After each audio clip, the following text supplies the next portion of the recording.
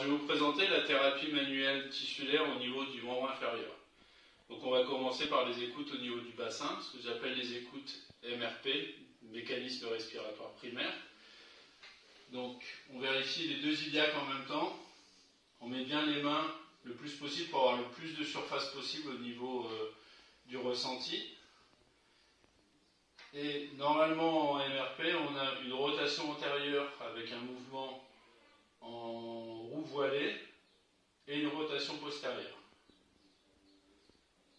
Vous voyez ici sur cette main-là, sur ma main gauche, rotation antérieure, rotation postérieure. Si je mets la main, donc là par contre, ce que je trouve c'est qu'il a une rotation postérieure mais il n'a pas de rotation antérieure. Donc à vérifier après au niveau des sacroiliaques, bon c'est pas le sujet maintenant, mais ce sera certainement à vérifier, à voir au niveau de son sacrum, il y a quelque chose, il y a une torsion. À voir aussi au niveau viscéral et au niveau musculaire, souvent au niveau du psoas. Donc là au niveau des écoutes MRP, si j'estime que mon iliaque a fait une bonne rotation, donc je suis en rotation, au niveau du fémur, pendant que j'ai une rotation antérieure, j'ai une rotation externe ou latérale du fémur et une rotation postérieure et une rotation interne au niveau du fémur. Ça, c'est le mouvement MRP normal de l'articulation de la hanche, avec des corrections des tissus. Si jamais j'ai une mauvaise, si par exemple mon iliaque va bien en antérieur, mon fémur va bien, mais que ça ne revient pas, je vais relancer le mouvement dans la direction, en même temps, en prenant comme base une bonne mobilité.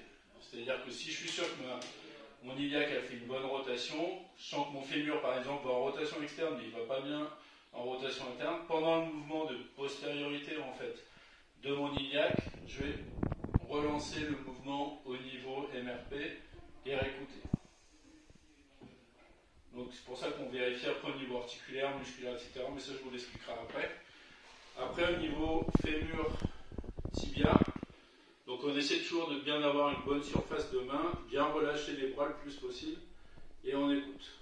Donc là j'ai une bonne rotation au niveau de mon fémur, j'ai une moins bonne rotation au niveau de mon tibia. Donc là je peux relancer le mouvement, c'est-à-dire hop, en rotation externe au niveau des deux. Toujours pareil, j'ai une bonne mobilité maintenant au niveau de mon fémur, donc je m'en sers en fait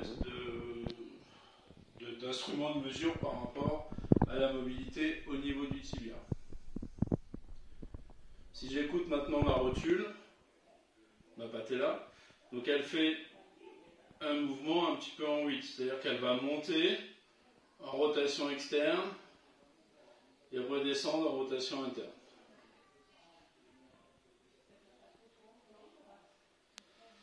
Donc après on va tester au niveau de la fibula, donc je me mets sur la tête de la fibula ici et sur la malléole externe. Je vais le faire par ici pour que vous le voyez, ce sera plus simple. Voilà. Donc là, si je me mets sur la tête de la fibula ici, sur la malléole externe, et j'écoute. Donc là, pendant que j'ai une antériorité en fait de la malléole, de la tête fibulaire, j'ai une postériorité au niveau de la malléole, ce qui fait un mouvement en 8 en fait. Sachant que la fibula est très importante au niveau relais facial. C'est le coude facial qui s'attache à ce niveau-là.